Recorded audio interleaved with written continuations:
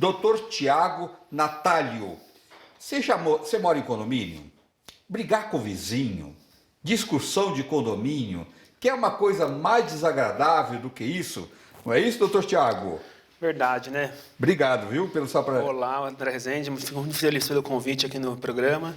E hoje vamos tratar sobre esses assuntos, né? Vamos entender como que nós vamos resolver esses problemas, essas brigas que muitas das vezes acontecem em condomínio. Mas o assunto já levantado é muito importante porque a gente sabe que em condomínio nós escolhemos morar em conjunto.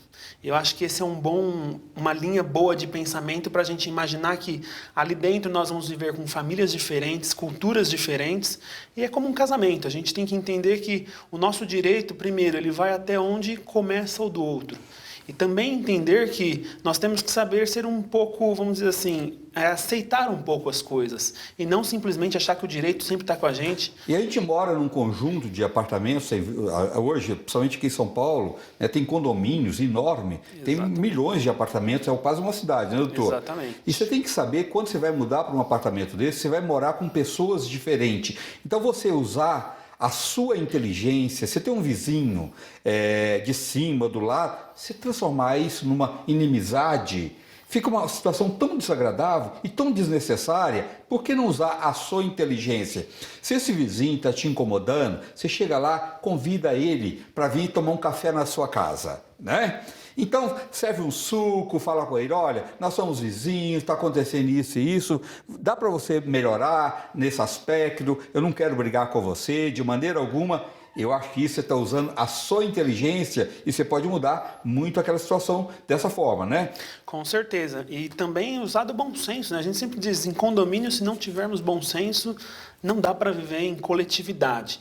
E nós, quando escolhemos morar em condomínio, primeiro nós escolhemos por quê? Porque sozinho não temos condição de ter aquilo que em grupo nós conseguimos.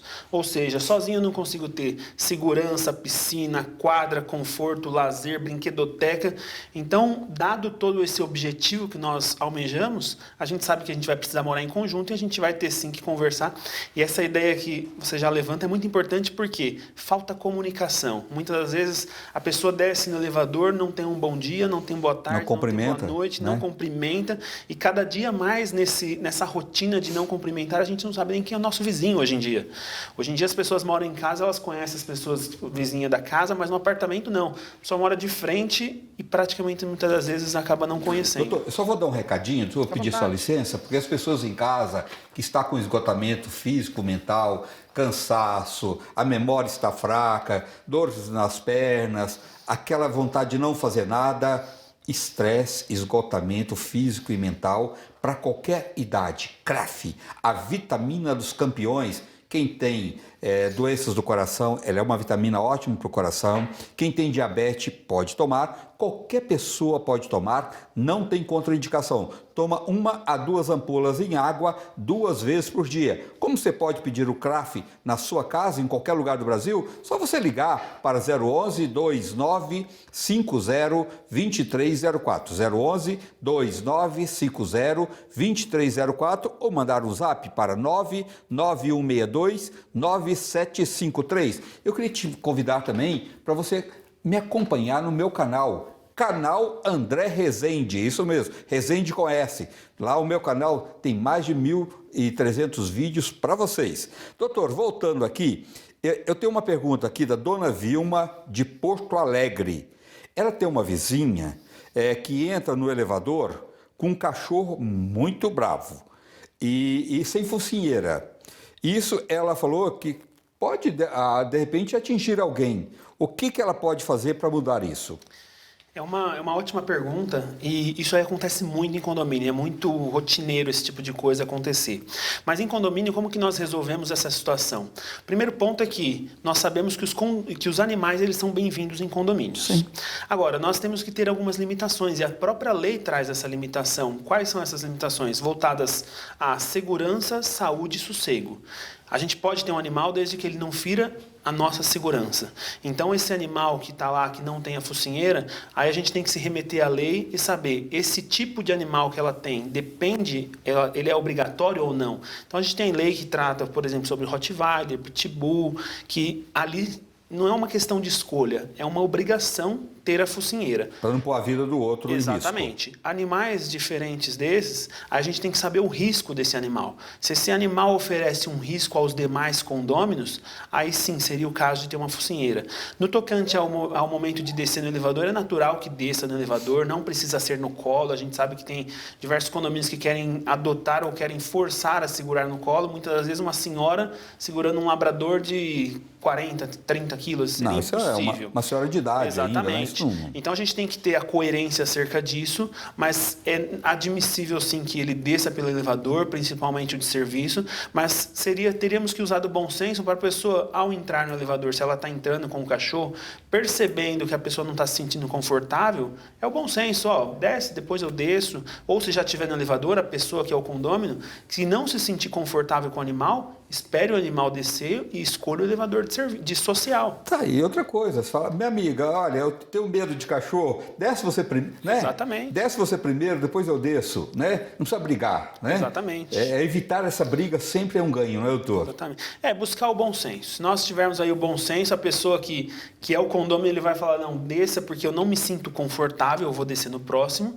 E quando a pessoa está com o cachorro e vai entrar, ele vai acabar perguntando, você não se incomoda se eu entrar? Ah, não tenho medo de cachorro, então entra. Agora, é muito bom sempre que a pessoa tenha, não precisa ser necessariamente a focinheira se não houver risco à segurança, mas que tenha lá uma forma de segurar o animal para que o animal não pule na outra pessoa e evitar esses tipos de conflitos menores. Uhum. O William, aqui de Sorocaba, pergunta, porque tem gente também que coloca até no elevador, quando as pessoas estão com dívidas, com condomínio, não está pagando, expõe essa pessoa, né? Isso é possível, doutor?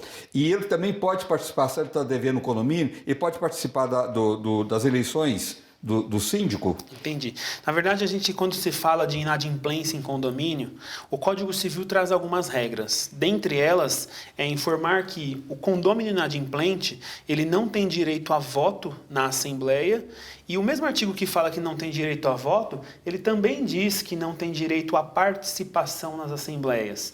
É o 1335. Então, o condomínio, quando ele estiver nessa condição, o condomínio, obedecendo o que está previsto na lei, nem a participação ele poderá ter e muito menos o voto. Então, quando nós estamos diante dessa situação, a pessoa teria que evitar participar da Assembleia, mas sim, ela tem direito de todo o uso da área comum de forma perfeita, sem nenhum tipo de problema. Não cabe ao condomínio dizer, porque o senhor está numa condição de inadimplente, o senhor não tem direito ao uso de piscina, quadra, parquinho e etc. Ele tem sim o direito e não pode se tirar desse direito. No tocante à questão de colocar nomes de inadimplentes no elevador, a gente não pode praticar nenhum ato que venha a desmerecê-lo, que venha a deixar ele dentro de um constrangimento. Nós temos a lei e nós temos que se usar da lei. A lei diz o quê? Que nós temos a via da justiça para cobrar, com correção monetária, juros, multa, etc. Sem expor a pessoa. Mas a gente não pode expor e não pode abusar de forma alguma. Doutor, muito obrigado pela sua presença. Eu queria que você deixasse as pessoas que querem contratar seu trabalho, quer uma assessoria, como é que ela faz? Na verdade, eu vou deixar de modo geral as minhas redes sociais. Tá.